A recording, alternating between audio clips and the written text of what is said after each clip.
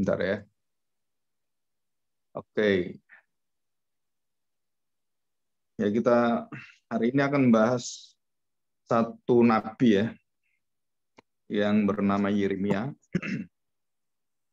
Kalau kita lihat Yeremia 1 pasal 1 ayat 1, itu jelas bahwa kitab Yeremia itu yang menulis Yeremia, dan ada satu juru tulisnya bernama Baruk.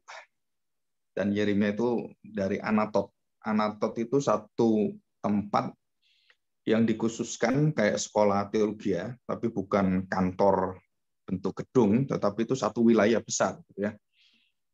Dan Yeremia itu adalah anak dari imam. Dan dia dari kecil itu memang keturunan imam itu harus jadi imam.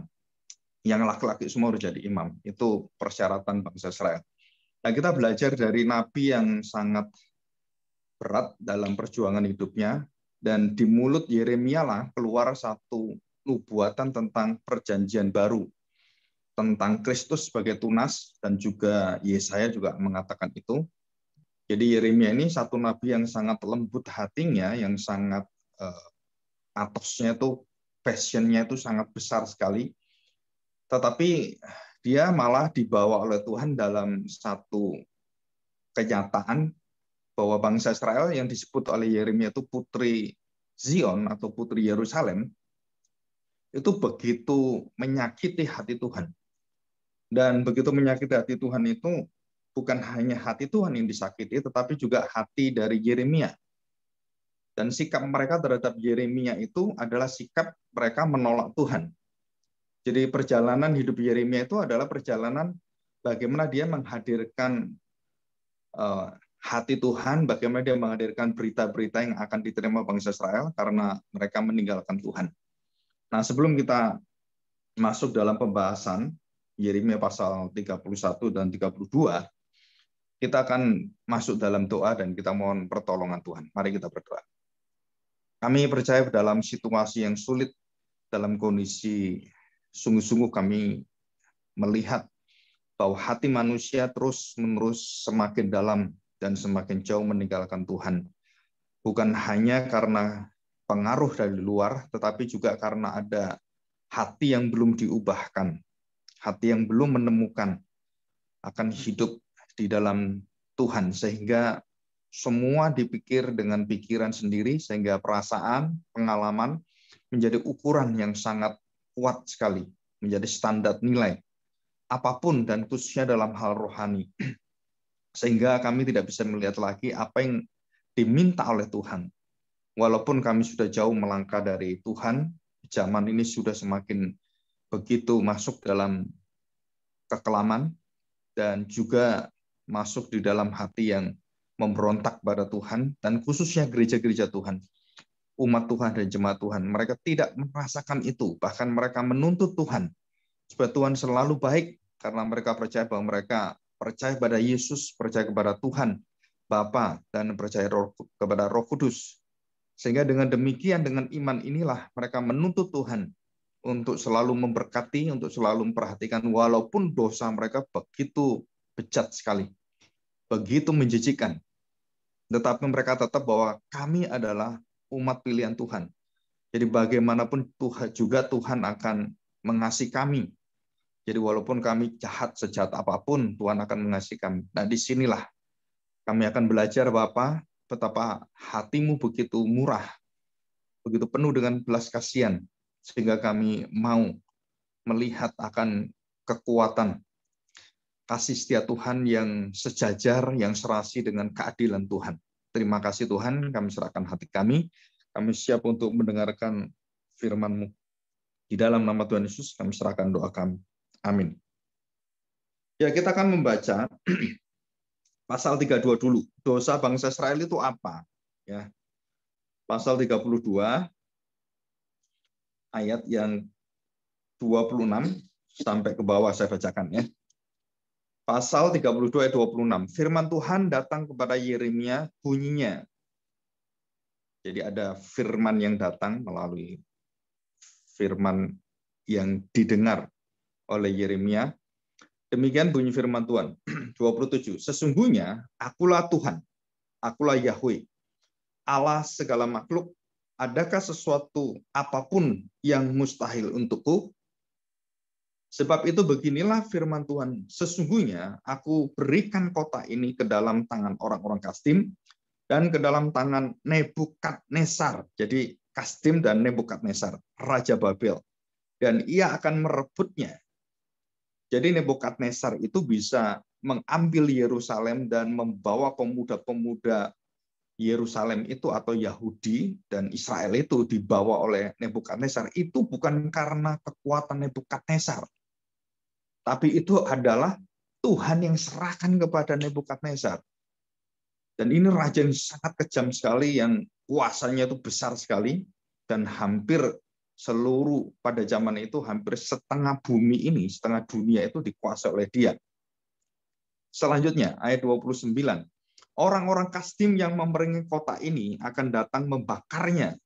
Jadi kota Yerusalem itu dibakar dan menghanguskannya serta dengan rumah-rumah yang di atas sotonya. Orang membakar korban kepada Baal dan mempersembahkan korban curahan kepada Allah lain untuk menimbulkan sakit hatiku. Jadi kota yang suci itu menjadi kota yang penuh dengan Baal, kota yang penuh dengan dewa-dewa, paganisme, dan di situ nama Allah itu dihina di sana, yang membuat sakit hati Tuhan. 30, sebab orang Israel dan orang Yehuda hanyalah melakukan yang jahat. Melakukan yang jahat, dikatakan hanyalah melakukan yang jahat di mataku. Sejak masa mudanya, sungguh orang Israel hanya menimbulkan sakit hatiku dengan perbuatan mereka. Demikianlah firman Tuhan. Ya, kota ini telah membangkitkan murka dan kehangatan amarahku mulai dari hari didirikannya sampai hari ini. Sehingga aku harus menyingkirkannya dari hadapanku. Jadi Tuhan akan membuangnya, mengusirnya. Karena segala kejahatan yang dilakukan orang Israel oleh orang Israel dan orang Yehuda untuk menimbulkan sakit hatiku oleh mereka sendiri, raja-raja mereka, pemuka-pemuka mereka, imam-imam mereka, nabi-nabi mereka, orang Yehuda dan penduduk Yerusalem. Mereka membelakangi aku dan tidak menghadap kepadaku, sekalipun aku mengajar mereka terus-menerus. Tiada mereka mau mendengarkan atau menerima penghajaran. Jadi ini melalui nabi-nabinya. 34. Mereka menempatkan dewa-dewa mereka yang menjijikan di rumah yang di atasnya. Namaku diserukan untuk menajiskannya. Nah, ini yang seram. Ini yang menjijikan ya, yang keji sekali.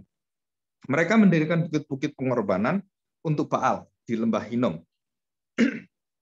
Untuk mempersembahkan anak-anak lelaki dan anak-anak perempuan mereka kepada Molok sebagai korban dalam api. Jadi anak-anak mereka itu yang diminta biasanya anak sulung, putri yang terbaik, nah itu dimasukkan ke dalam dapur api untuk dewa Molok. Sekalipun aku tidak pernah memerintahkannya kepada mereka, dan sekalipun hal itu tidak pernah timbul dalam hatiku, yakni hal melakukan kejijikan ini, sehingga Yehuda tergelincir ke dalam dosa. Oleh sebab itu, beginilah firman Tuhan Allah Israel mengenai kota ini. Yang engkau katakan telah diserahkan ke dalam tangan Raja Babel karena pedang, kelaparan, dan penyakit sampar. Sesungguhnya aku mengumpulkan mereka dari segala negeri, kemana aku mencerai-beraikan mereka karena murkaku, kehangatan amarahku, dan gusarku yang besar. Dan aku akan mengembalikan mereka ke tempat ini dan akan membuat mereka diam dengan tentram. Dan itu janji Tuhan. Nah, kita lihat ayat 31, pasal 31 ayat yang 31. Sesungguhnya akan datang waktunya, demikianlah firman Tuhan, aku akan mengadakan perjanjian baru dengan kaum Israel dan kaum Yehuda. Ya, ini ayatnya sangat kuat sekali, yaitu menunjukkan perjanjian baru di dalam Kristus. Jadi seluruhnya akan menuju pada Kristus. 32, bukan seperti perjanjian yang telah kuadakan dengan nenek moyang mereka pada waktu aku memegang tangan mereka untuk membawa mereka keluar dari tanah Mesir. Perjanjianku itu telah mereka ingkari. Perjanjianku sudah diingkari. Meskipun aku menjadi tuan untuk berkuasa atas mereka, demikianlah firman Tuhan, tetapi beginilah perjanjian yang kuadakan dengan kaum Israel pada waktu itu. Demikianlah firman Tuhan, aku akan menaruh Tauratku dalam batin atau hati mereka, dan menuliskannya dalam hati mereka, maka aku akan menjadi Allah mereka, dan mereka akan menjadi umatku. Dan tidak usah lagi orang mengajar sesamanya atau mengajar saudaranya dengan mengatakan, kenalah Tuhan, sebab mereka semua besar kecil akan mengenal aku. Demikianlah firman Tuhan, sebab aku akan mengampuni kesalahan mereka dan tidak lagi mengingat dosa mereka. Ya, kita akan bahas ini ya. Jadi perhatikan baik-baik, hal yang sangat penting sekali adalah perkataan aku, aku, aku, aku. Nah, ini siapakah aku ini?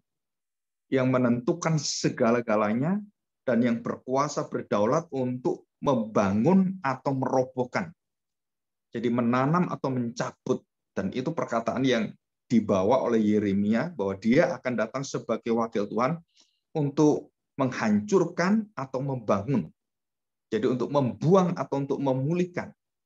Jadi untuk merusak atau nanti untuk dimurnikan. Jadi ini adalah pekerjaan Yeremia yang mewakili Tuhan. Dan itu terjadi. Dan kita tahu bahwa begitu banyak nabi-nabi palsu yang mengatakan kepada bangsa Israel bahwa mereka tidak akan mengalami pembuangan. Mereka tidak akan mengalami murka Tuhan. Mereka tidak akan mengalami amarah Tuhan. Nah, kita harus sadar bahwa orang Kristen yang sungguh-sungguh di dalam Tuhan dan menjalankan kehendak Tuhan, di dalam ketaatannya dan dalam perkenan Tuhan, itu tidak akan dimurkai Tuhan. Orang Kristen tidak akan dimurkai Tuhan. Tetapi mereka yang menghina Tuhan, yang membawa konsep-konsep Tuhan yang salah, yang palsu, yang merusak dengan mengatakan bahwa anugerah Tuhan itu membuang tanggung jawab. Anugerah Tuhan itu membawa kita hidup sembarangan. Yang penting kan Tuhan tetap aja akan mengampuni kita. Dia kan Allah yang maha pengampun, maha setia. Gitu. Jadi hidup kita tidak bertanggung jawab, kita sembarangan. Dan tema yang paling besar yang dibahas oleh Yeremia, khususnya untuk bangsa Israel, ada tema tentang dosa, pemberontakan. Dari sejak masa mereka diambil oleh Tuhan, sampai akhir masa hidupnya Yeremia, bangsa Israel tidak pernah melakukan yang berkenan pada Tuhan. Bayangkan, Saudara. Jadi sejak dipilihnya mereka pada zamannya Musa itu, sampai kepada Yeremia, mereka tidak pernah taat. Dan dikatakan dengan jelas dalam firman Tuhan, hatinya selalu memberontak, selalu menyimpang dari Tuhan. Dan inilah satu gambaran yang sangat-sangat mengerikan, bahwa manusia seperti kita juga sama dengan bangsa Israel, bangsa pilihan. Nggak ada bedanya. Kalau kita tidak mendapatkan aku yang akan menaruh Tauratku dalam hati mereka, aku yang akan menjadi Allah mereka, maka tidak ada satu orang pun yang bisa hidup sejalan dengan kekuatan dari hati Tuhan. Nah, kenapa? Karena setiap hari kita akan merasakan bagaimana bangsa Israel itu dituntun oleh Tuhan, diberikan penyertaannya, diberikan kekuatannya, diberikan segala-galanya, bahkan keluhan-keluhan mereka itu tidak ada satupun ya, tidak satupun yang tidak dituruti Tuhan. Ini hebat sekali Tuhan. Jadi kalau mereka mengeluh, ini kenapa anak saya nggak bisa pinter, anak saya kok melakukan hal-hal yang jahat sekali, kenapa seperti ini? Semua akhirnya diberikan jawaban oleh Tuhan, anaknya diubahkan oleh Tuhan.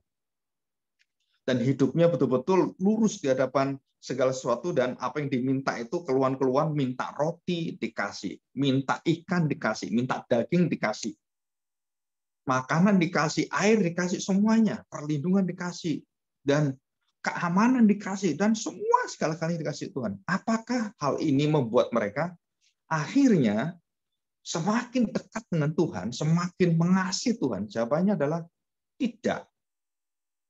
Kita masih ingat minggu yang lalu, segala kebaikan itu yang diterima oleh orang kaya tidak menjamin apapun. Bahkan sebaliknya, kebaikan itu harus yang membawa orang kaya itu bertobat. Mereka tidak, mereka malah memakai kekayaan, memakai semua kebaikan-kebaikan Tuhan, segala yang baik yang mereka terima itu untuk menginjak orang, menghina Lazarus yang miskin, dan tidak punya hati, tidak punya belas kasihan. Dan disitulah pada waktu di dunia tidak punya perasaan sama sekali. Waktu di neraka jadi orang yang perasa sekali. Tapi nggak ada gunanya. Di neraka kamu ingat, aduh, mamaku belum bertobat. Aduh, anakku belum bertobat. Aduh, kasihan dia. Tuhan tolong dong. Jadi patosnya ada, tapi salah tempat. Bukan waktu di bumi dia seperti itu. Tapi penyesalan yang ada di neraka. Jadi coba perhatikan baik-baik. Mungkin suatu hari kita perlu punya pengajaran atau seminar tentang apa sih yang di dalam hati orang-orang di neraka. Ya. Apa yang ada dalam hati orang di neraka itu? Saudara, penyesalan. Tetapi yang tidak bisa membawa ke pertobatan. Jadi nyesal tapi nggak bisa bertobat. Kenapa? Karena sudah stop, nggak ada waktu lagi. Dan itu satu ketakutan yang luar biasa, satu kalau orang itu dikatakan kegetaran, kegemetaran yang, waduh, itu nggak terbayangkan. Karena di surga bersama dengan Tuhan, di neraka itu hadirat murka Tuhan dan keterpisahan. Dan bukan hanya terpisah dengan Tuhan, di neraka itu kita terpisah dari semua orang yang ada dan kita sendirian menerima ini. Jadi di neraka itu kita nggak ada teman. Di surga teman kita begitu banyak. Komoditasnya begitu indah. Wah, sudah tidak ada lagi hal-hal yang jelek di sana. Tapi di neraka itu semua kehangatan murka Allah dan terus menyala-nyala seumur hidup mereka selama-lamanya kekal di sana. Ini mengerikan sekali. Dan kita melihat bangsa Israel sedang menuju ke sana. Tuhan janjikan dan jelas sekali bahwa dia menjanjikan ada perjanjian baru. Ada tunas yang baru dari Daud yang kau akan percaya. Jadi saya ingin kita belajar di sini adalah 3 hal yang penting. Jadi yang pertama, perhatikan baik-baik. Allah di dalam segala dosa kita, dalam segala kelemahan kita atau pemberontakan kita, Allah tetap menjamin dengan satu syarat bahwa Allah adalah Allah yang penuh kasih setia. Itu yang pertama. Yang kedua, bahwa kamu harus bertobat dari dosamu dan berubah. Barulah kasih Allah itu akan mengalir. Jadi persyaratannya apa? Ada buah pertobatan. Ada buah kebenaran yang hidup dalam diri kita yang kemudian mengubahkan kita. Nah, tadi dikatakan bahwa aku yang menanam, aku yang akan menjadikan kamu umatku, aku yang memilih kamu, aku yang memanggil kamu, aku akan memberkati kamu. Nah, semua kan berasal dari Tuhan. Berarti perubahan hidup dan orang yang bisa menerima berkat Tuhan itu adalah dari Tuhan. Perubahan hati, pertobatan sesungguhnya dari Tuhan. Bukan karena berkat-berkat Tuhan, bukan. Berkat-berkat Tuhan itu tidak bisa mengubahkan hati manusia, yang bisa adalah Tuhan. Nah, bagaimana Tuhan mengubahkan hati ini? Dengan memberikan dan meletakkan, menanam firman hidup dalam diri kita, Taurat itu. Sehingga semua Taurat yang diterima bangsa Israel itu selalu merindukan kepada Mesias, penggenap Taurat itu. Jadi Taurat itu membawa kepada pencelikan kepada dosa-dosa pemberontakan kita, pemberontakan bangsa Israel. Sehingga kita sadar kita membutuhkan juru selamat dan menantikan juru selamat itu. Nah, mereka menantikan ke depan, kita sudah melewatinya, kita sudah di belakang. Jadi iman yang berada dalam sejarah ke depan dan iman yang sudah berada di belakang. Dan kita menyongsong kepada penggenapan yang terakhir pada akhir zaman, perjanjian baru yang kekal, bagaimana akan seluruh kejahatan sudah akan dibersihkan oleh Tuhan dan kita semua digiring masuk dalam perjanjian baru yang kekal, masuk ke dalam hidup kerajaan yang kekal, kerajaan Kristus, dan masuk ke dalam surga yang kekal. Dan itu adalah nanti kita belum terima itu, karena hidup di dunia ini kita masih mengalami hal seperti itu. Ya, kita bersyukur. Sekarang kita akan melihat yang ketiga. Jadi yang pertama tadi, Allah berdaulat, penuh dengan hati yang penuh dengan belas kasihan, kemurahan, dan dia setia. Tetapi kesetiaan itu membawa kepada keadilan Tuhan. Bangsa Israel tetap harus ada perubahan bertanggung jawab pada hidup dan dosa mereka. Dan bagaimana mereka bisa berubah? Kembali Tuhan katakan menjanjikan, aku yang menaruh Tauratku dalam hatimu. Dan aku akan membuat perjanjian baru yang bukan di dalam pengertian Tauratnya, tetapi di dalam hatimu. Aku akan mengubah engkau. Dengan siapa? Dengan perjanjian baru yang akan kamu terima. Jadi ini adalah dua langkah yang penting sekali. Nah, yang ketiga sekarang kita melihat yang seperti Yeremia katakan, kalau kamu melakukan itu dan benar-benar kamu datang kepada Tuhan dan bertobat dengan perubahan berasal dari anugerah Tuhan, tahu siapakah Dia, maka kita bersyukur sekali. Kenapa kita bersyukur? Karena disitulah ada janji Tuhan, ada pemulihan, ada pemurnian kembali, ada satu janji bahwa aku akan memberikan kembali apa yang dulu yang kamu tinggalkan seperti anak terhilang yang bungsu. Maka semuanya dikembalikan oleh Tuhan. Semuanya akan dikenakan kembali dan bukan hanya itu. Dan Tuhan akan menjanjikan tidak akan ada lagi dosa yang bisa mengalahkan hubunganmu dengan saya. Jadi ini janji Tuhan. Dan janji Tuhan ini luar biasa sekali. Kenapa? Karena bukan berdasarkan kepada bagaimana saya kuatnya usaha saya memegang perjanjian itu. Bukan. Tetapi bagaimana Tuhan yang memegang kekuatan dan bagaimana Tuhan sudah membatasi kita, terus kemudian memberikan kuasanya, Roh Kudusnya untuk menuntun kita membawa ke dalam seluruh kebenaran. Dan dengan cara itulah baru kita bisa masuk dalam hubungan dengan Tuhan, terus-menerus merasakan kebaikan-kebaikan Tuhan dalam segala hal. Dan kita tahu bagaimanakah keluhan Yeremia. Dan waktu dia mau dibunuh dan di penjara itu, beberapa kali dia di penjara, dan waktu dia mau dibunuh, kalimat dari Yeremia tidak ada kalimat menghina bangsa Israel. Walaupun dosanya seperti itu, dia ingatkan dosa-dosanya, tetapi dia tidak pernah menghina perjanjian Tuhan. Bahwa engkau adalah umat pilihan, walaupun sudah rusak, hancur, tetapi Tuhan tetap menjanjikan akan ada kaum yang sisa. Kaum yang sisa. Ya.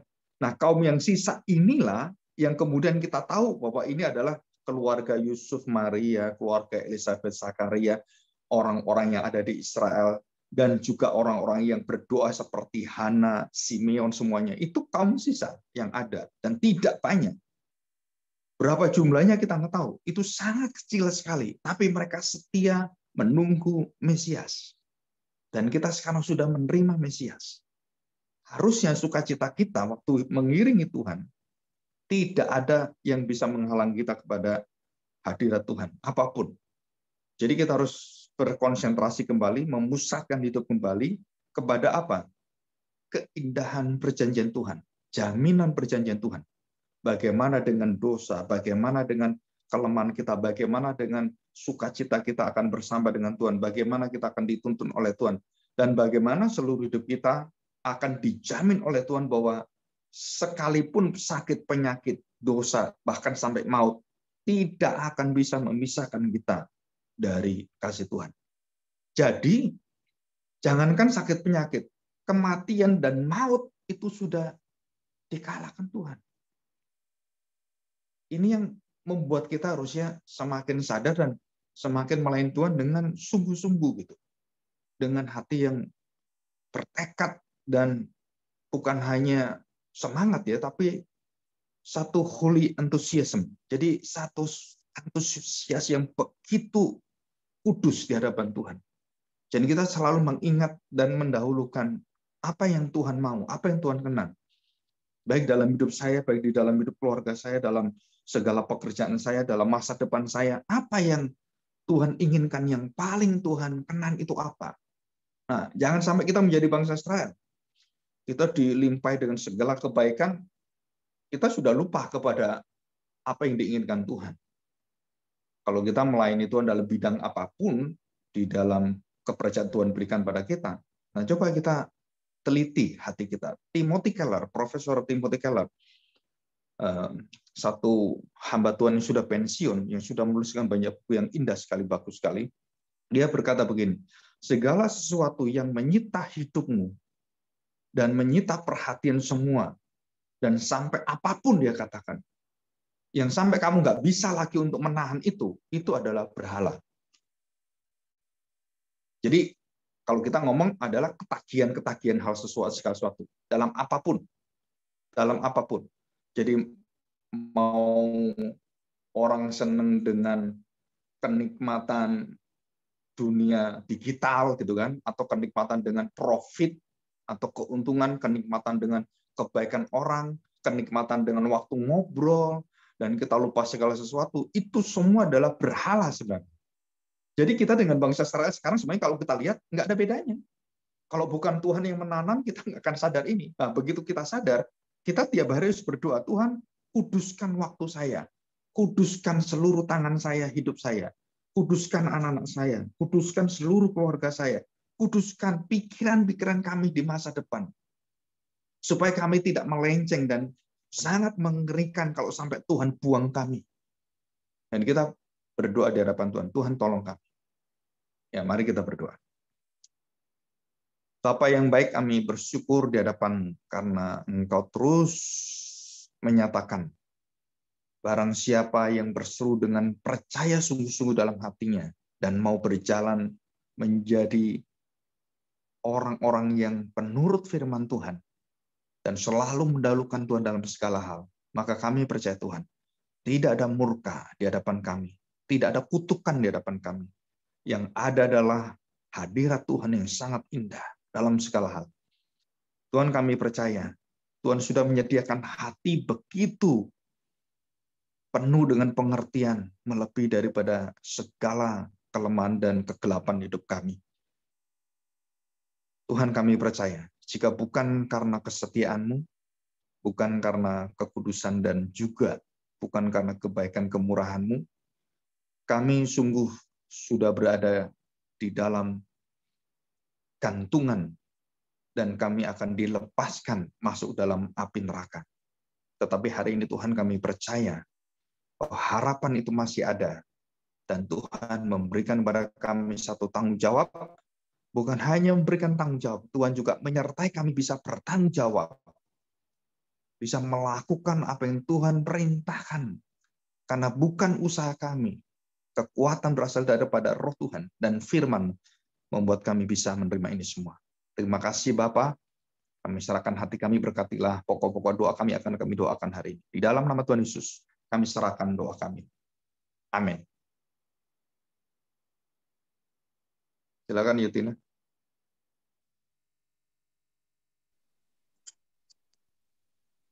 Kita akan masuk dalam persekutuan doa. Di sini ada beberapa